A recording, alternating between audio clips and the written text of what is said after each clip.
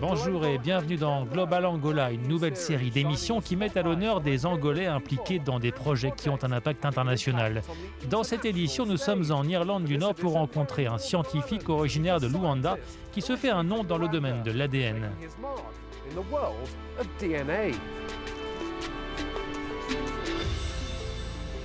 Né en Angola en 1965, Matteo Chweba da Silva est marié et père de 2 enfants, dont Rian, 17 ans, qui l'accompagne ce jour-là. Ce chercheur vit et travaille à environ 1 heure de Belfast, à des milliers de kilomètres de la capitale angolaise, où son parcours professionnel a débuté par un cursus universitaire de 5 ans en chimie. Une époque qui lui rappelle de bons souvenirs. On avait une bibliothèque qui était vraiment bien fournie, j'y passais le plus clair de mon temps et on avait aussi de nombreuses opportunités de faire du travail pratique.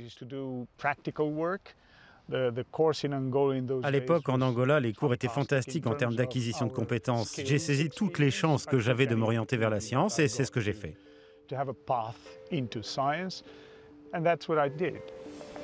Matteo Chweba da Silva a su dès l'enfance qu'il voulait devenir scientifique.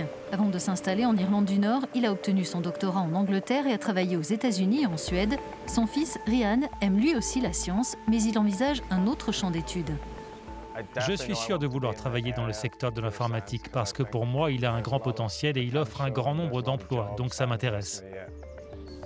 Aujourd'hui, ce scientifique lauréat de plusieurs prix travaille au sein de l'université d'Ulster. Il y dirige des études sur la formation de l'ADN, autrement dit les blocs de construction de la vie. Bienvenue à l'université d'Ulster, c'est l'un des laboratoires où je mène mes recherches sur l'ADN. L'ADN est le répertoire de l'information génétique. Donc pour nous reproduire la biologie, nous devons stocker cette information. L'ADN le fait en réunissant une séquence de blocs de construction qui s'assemblent tout seuls. Et comprendre comment cela se passe, la manière dont cela se fait, c'est important pour savoir comment les organismes vivants fonctionnent, mais aussi comment les maladies surviennent et comment nous pouvons interagir avec elles.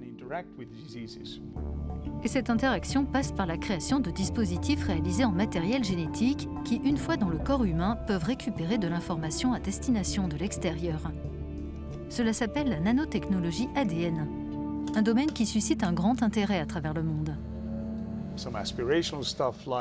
Il existe des pistes ambitieuses comme celle de transmettre de l'information directement au cerveau grâce à un système Wi-Fi par exemple. Tout cela reste encore un peu de la science-fiction, mais dans mon laboratoire, nous sommes par exemple en train de structurer l'ADN de manière à ce qu'il puisse être envoyé dans les cellules pour y produire des protéines intéressantes, y produire des substances thérapeutiques comme de l'insuline et des produits de cette nature.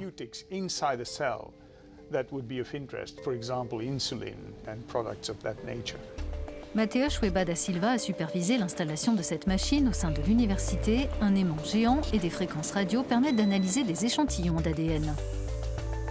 Ce qui permet de mettre en évidence leurs blocs de construction et la manière dont ils se déplacent et dont ils fonctionnent, et ainsi d'aider les scientifiques à reproduire la nature. Ces recherches sont passionnantes. Quand on regarde différents domaines en lien avec les nanotechnologies ADN, une meilleure compréhension de la manière dont on peut structurer les choses avec l'ADN nous permet d'utiliser ces expériences et ces connaissances pour un certain nombre de choses qui apparaissent aujourd'hui. Donc il y a un nombre infini de possibilités qui émergent actuellement et dont les gens vont avoir connaissance. Pour ce chercheur angolais, tenter de résoudre les mystères de la vie est sa plus grande motivation. Et il n'est pas prêt de renoncer. J'ai le sentiment d'être au milieu de ce que je pourrais considérer comme ma carrière et il y a encore tellement de choses que j'aimerais explorer. Quelle que soit la piste qui s'offre à moi, je serai prêt à la suivre, évidemment.